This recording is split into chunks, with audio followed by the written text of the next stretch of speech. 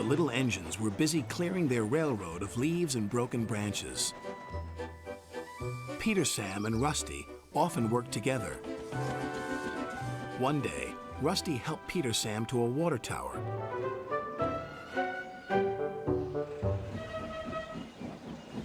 Peter Sam felt much better after his long drink, but the freight cars were bored. Let's break away. Their loads were heavy and the couplings old. One snapped.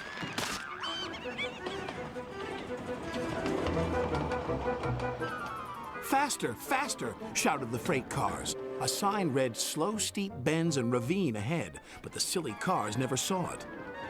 Then, it was too late.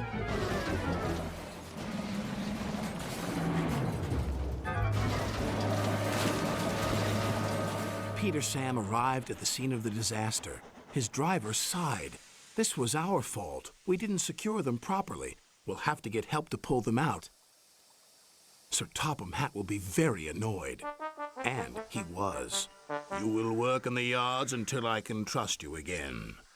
Duncan was delighted with Peter Sam's dilemma. Fancy not securing your freight cars on a hill. They'll come back to spook you and your special funnel. Woo! And who's to say you're not afraid of ghosts? Snapped Rusty. Ghosts? Things that go bump in the night? Rubbish! Well, I'll tell you a story that will make your funnel quiver, Rusty said. A long time ago, a little engine was returning home. It was a misty, moonlit night. Suddenly, the engine lost control and plunged over the side into the swamps below.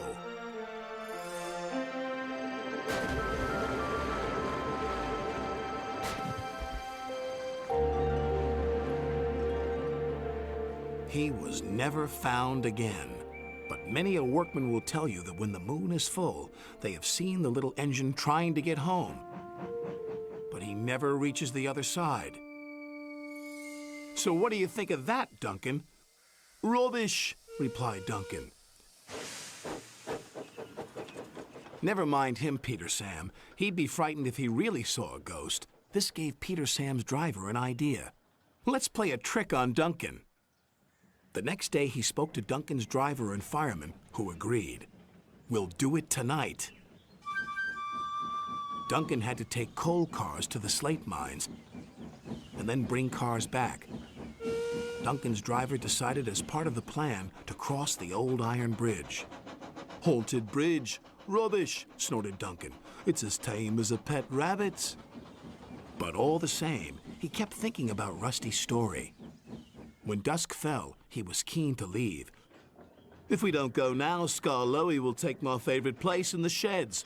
We have to collect our cars first, his driver replied. He could see their plan was working because Duncan was nervous. When night fell, they set off. The mists were rising around the old iron bridge. Duncan whistled, and the sound echoed everywhere.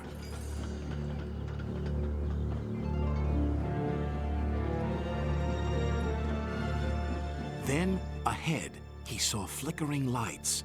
His driver knew they were only insects that shine brightly at night, but to Duncan they looked like an engine. Next, his driver secretly threw a rock from the cab into the ravine below.